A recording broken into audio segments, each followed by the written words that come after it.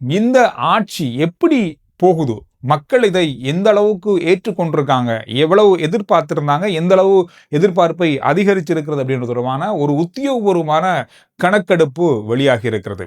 அதாவது போன வருஷத்துக்கும் இந்த வருஷத்துக்கும் இடையில அந்த எண்ணிக்கை அதிகரித்திருக்கிறது. அதாவது அரசாங்கம் நல்லாத்தான் போகுது அப்படின்னு சொல்லி 65% கருத்துக்களை வெளியிட்டிருக்கிறார்கள்.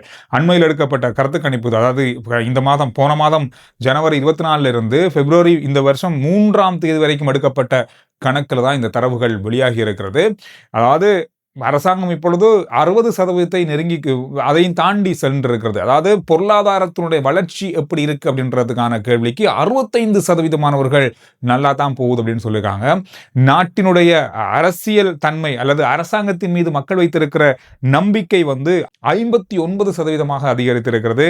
இதுல பொருளாதார மேம்பாடு, அதோட சட்டவிரோதமான செயல்களுக்கு எதிராக அரசாங்கம் செயற்படுகின்ற விஷயம், அதோடு மட்டுமில்லாமல் போதைப்பொருள் ஒழிப்பு தொடர்பான நடவடிக்கைகளுக்கு மக்கள் ஆதரவு வழங்கியிருக்காங்க. ஊழல் ஒழிப்பு, இந்த மாதிரியான விடயங்களை மக்கள் கருத்துக்கள்ல சொல்லியிருக்காங்க. இப்போது அரசாங்கம் இருந்த நிலைமை உங்களுக்கு தெரியும். இந்த அரசாங்கம் ஆட்சிக்கு வரும்போது 42% வாக்குகளை வெற்றி பெற்று தான் ஆட்சிக்கு வந்தாங்க. போன வருஷம் இது 50% இருந்தது. மக்களுடைய அந்த நம்பிக்கை அதிகரித்தது.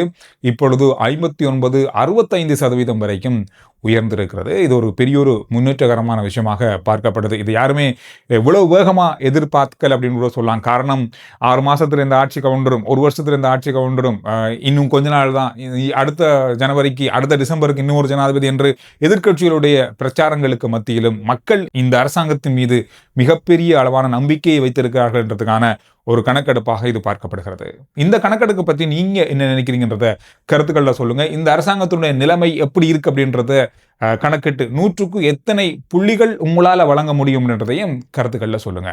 அதோட நேற்று ஜனாதிபதி இந்தியா பாகிஸ்தான் போட்டியை பார்க்க சென்றிருந்தாரு. இதுல கிரிக்கெட் முக்கியஸ்தர்கள், அரசியல் பிரமுகர் எல்லாரும் வந்திருந்தாங்க. அதை பிறகு அவருடைய ஃபேஸ்புக் தளத்துல அவர் ஒரு பதிவு, நான் அங்கு சென்றதை பத்தி ஒரு பதிவிட்டு இருந்தார். இந்த பதிவு கொஞ்சம் சர்ச்சையான விஷயத்தை ஏற்படுத்தி இருக்கிறது. கருத்துக்களை கொண்டு வந்த ஒரு பதிவாக மாறி இருக்கிறது. காரணம், இது ஆர் பிரேமதாசா மைதானம் அப்படின்றதுக்கு பதிலாக ஒரு ஹெத்தாராமா மைதானம் அப்படின்னு சொல்லி பதிவிட்டிருக்காரு. உண்மையை சொல்லப்போனா ஹெத்தாராம, ஆர் பிரேமதாச மைதானம் என்று 2 பேர்லையும் அழைக்கப்படுது. ஆனால் ஜனாதிபதி ஆர் பிரேமதாச மைதானம்னு சொல்லி போட்டிருக்கலாம், அந்த பதிவில் இட்டிருக்கலாம். அவர் அதை தவிர்த்துட்டு ஹெத்தாராம மைதானம் அப்படின்னு சொல்லி பதிவிட்டிருக்காரு. அப்படின்ற மாதிரி இந்த மாதிரியான கருத்துக்கள் அவருடைய போஸ்ட்டுக்கு வந்திருக்கு. நிறைய விமர்சனங்களுக்கும் உள்ளாகிய ஒரு பதிவாக இது மாறி இருக்கிறது. ஜனாதிபதி நாளை இந்தியாவுக்கு போறார். AI சம்பந்தமான ஒரு மாநாடு நடக்குது. அதில் கலந்து கொள்வதற்காக இந்தியா செல்வதாக உத்தியோகபூர்வமாக இன்றைய நாளில் அறிவிக்கப்பட்டிருக்கிறது.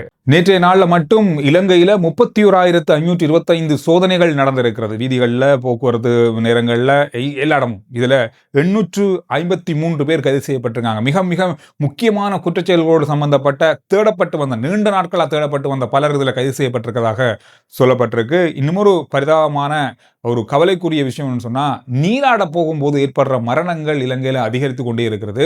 போலீசார் இப்பொழுது பல இடங்களை சிகப்பு எச்சரிக்கை விடுக்கப்பட்ட இடங்களாக மாற்றி அதற்கான பாதுகாப்பு நடவடிக்கைகளையும் ஈடுபட்டிருக்காங்க. அதோடு மீட்பு பணியாளர்களையும், அதாவது மீட்பு பணியில் இருக்கிற உத்தியோகத்தர்களையும் அதிகரிச்சிருக்காங்க. இதுல கடற்படையினர் அதிகமாக இருக்காங்க. இதனால இந்த மரணங்களை தவிர்ப்பதற்காக பலதரப்பட்ட வீடியோக்கள், அது தொடர்பான விழிப்புணர்வுகள் இப்பொழுது செய்யப்பட்டு வருது. 2024ஆம் ஆண்டுல 595 பேர் ஒரு வருஷத்திலே உயிரிழந்திருக்காங்க, நீரினால் மூழ்கி மட்டுமே.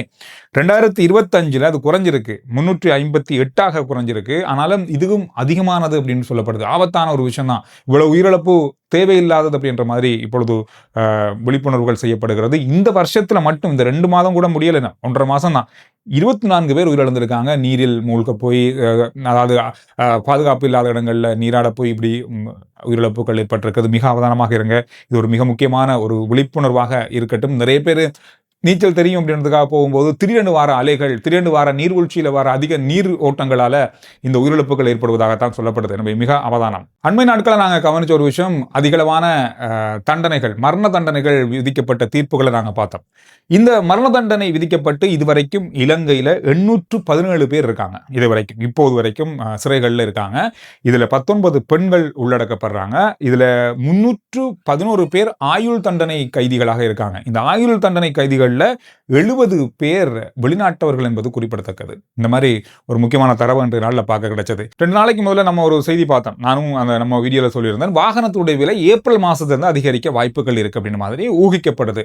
இதில் 2-3 விஷயங்கள் அதில் பார்க்கப்பட்டது. ஆனால் இன்றைய நாளில் அமைச்சர் இது தொடர்பான ஒரு விளக்கம் அளிச்சிருக்காரு. அனில் சாந்த அமைச்சர் சொல்லியிருக்காருன்னு சொன்னால் வாகன விலையில மாற்றம் வர்றது வாய்ப்பு இல்லை, தவறான செய்தி இப்பொழுது பரவப்பட்டிருக்கு அப்படின்னு மாதிரி சொல்லியிருக்காரு. காரணம்னு சொன்னால் எஸ்எஸ்சிஎல் அப்படின்ற வரி, புதிய வரி எதுவும் கொண்டு வரலாங்க. எஸ்எஸ்சிஎல் என்ற வரி முதல் வாகனம் வாங்கும் போது தான் விதிக்கப்பட்டது. இப்பொழுது அந்த வரி வாகன இறக்குமதி செய்யப்படும் போதே ஹாபர்ல வச்சு அது விதிக்கப்படுது. அவ்வளவுதான், இங்கிருந்து அங்க போயிருக்க ஒழிய இது வாகன விலைக்கான அல்லது வரிக்கான அதிகரிப்பு இல்லை. அந்த 2.5% நீங்க வாகனம் வாங்கும்போது கொடுத்தீங்க, இப்போ இறக்குமதியாளர்கள் வாகனத்தை இறக்குமதி கொடுக்குறாங்க, அவ்வளவுதான், எந்த மாற்றமும் வரப்போறல அப்படின்னு சொல்லியிருக்காரு. ஆனா வாகன விலை அதிகரிக்கிறதுக்கு இது காரணம் இல்லை. ஜப்பான்ல வாகனத்துடைய கேள்விகள் இப்போ அதிகரிச்சிருக்கு. அதனால நிறைய நாடுகள் இப்பொழுது வாகன இறக்குமதியை தளர்த்தி இருக்காங்க. அங்கிருந்து ஜப்பான்ல இருந்தா அந்த நாடுகளுக்கும் வாகனம் போகுது. அதனால வாகனத்துடைய கேள்வி அதிகரிச்சதால ஜப்பான்லேயே வாகன விலை அதிகரிச்சிருக்கு. அதனால இலங்கையில அதிகரிக்க வாய்ப்பு இருக்கும். அந்த விலையை அதிகரிச்ச விலையை கொடுத்து அந்த விலைக்கு தான் இங்க டாக்ஸ் வரப்போகுது. ஒவ்வொரு விலை அதிகரிக்க டாக்ஸ் வரப்போகுது. இங்க வரி அதற்கான அதிகமா இருக்கும். இந்த எஸ்எஸ்சிஎல் வரிகளும் அப்படித்தான் இருக்க போகுது. எனவே இதனால அதிகரிக்க வாய்ப்புகள் இருக்கு. ஆனா அமைச்சர் இன்றைய நாள்ல இல்ல அப்படி அதிகரிக்க அப்படின்னு சொல்லியிருக்காரு. பார்க்கலாம், ஏப்ரல் மாதம் வரும்போது தான் இதனுடைய முழுமையான தரவுகளை பார்க்கக்கூடியதாக இருக்கும். முக்கியமான விஷயம், ஒரு சர்ச்சையை ஏற்படுத்தி இருக்கிற ஒரு விஷயமாக மாறி இருக்கிறது. முன்னாள் ராணுவ தளபதி சரத் பொன்சேகா அவர்கள் நேற்று ஒரு ஊடகங்களுக்கு வழங்கிய செவியில இப்போ அரசாங்கம் போற நிலைமை நல்லா தான் இருக்கு, ஆனால் இராணுவத்தினரை எல்லாரையும், நாட்டினுடைய அத்தனை இராணுவத்தினரையும் கொழும்புல கொண்டு வச்சாலும் கூட துப்பாக்கி சூடு சம்பவங்களை நிறுத்த முடியாது, தவிர்க்க முடியாது அப்படின்ற மாதிரி ஒரு கருத்தை வெளியிட்டிருந்தாரு. இன்றைக்கு அது முழுவதுமே பெரிய அளவா சர்ச்சையை ஏற்படுத்தி இருக்கிற விஷயமாக மாறி இருக்கிறது. இதை நோக்கி எந்த நோக்கத்துக்காக இந்த கருத்தை அவர் வெளியிட்டார் அப்படின்ற மாதிரியான பலதரப்பட்ட விஷயங்கள் இப்பொழுது பேசப்படுது. இன்னும் ஒரு முக்கியமான தகவல், அதாவது நேற்று நடந்த இந்தியா பாகிஸ்தான் போட்டி, இந்த போட்டிக்கு 35,000 பேர் மைதானத்தில் பார்க்கறதுக்கு வந்திருந்தாங்க. டிக்கெட் 35,000 பேர் தான் கொடுக்கப்பட்டது. ஆனால் 85,000 முதல் 1 லட்சம் வரைக்குமான மக்கள் இந்த போட்டியை பார்க்கறதுக்கு, நேரடியாக பார்க்கறதுக்கு கோரிக்கை விடுத்தாங்க. அவ்வளவு பேருக்கு டிக்கெட் கொடுக்க முடியாது அப்படின்றது எல்லாருக்குமே தெரியும்.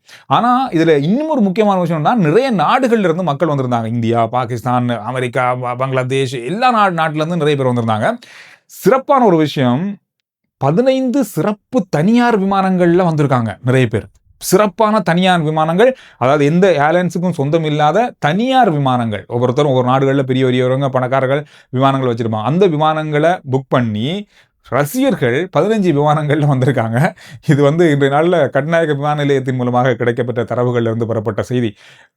எவ்வளவு ஆர்வம் வந்திருக்காங்க, எத்தனை கோடி ரூபாய் செலவழிச்சு ஒரு போட்டியை நேரடியாக பார்க்கறதுக்கு வந்திருக்காங்க ரசிகர்கள்ன்றது ஒரு வரலாறு தான். உண்மையை சொல்ல போனா இது ஒரு வரலாற்று போட்டி தான். இது வரைக்கும் இந்த மாதிரி ஒரு போட்டியை எதிர்பார்த்து மக்கள் பல நாடுகள்ல இருந்து, பல தேசங்கள்ல இருந்து வந்து அப்படின்றது இதுதான் கிரிக்கெட் வரலாற்றிலேயே முதல் தடவை. எனவே இந்த மாதிரி விஷயங்கள் தான் இன்றைய நாளில் பார்க்கப்பட்ட முக்கியமான செய்திகள். ஆர்ஜே சந்துரு ரிப்போர்ட்டுடைய வாட்ஸ்அப் சேனலுடைய லிங்க் டிஸ்கிரிப்ஷன்லையும் முதல் கமெண்ட்ஸ்லையும் இருக்கு. ஃபாலோ பண்ணுங்க. சுருக்கமான விரைவான செய்திகள் நீங்க அதில் அறிந்து கொள்ளலாம்.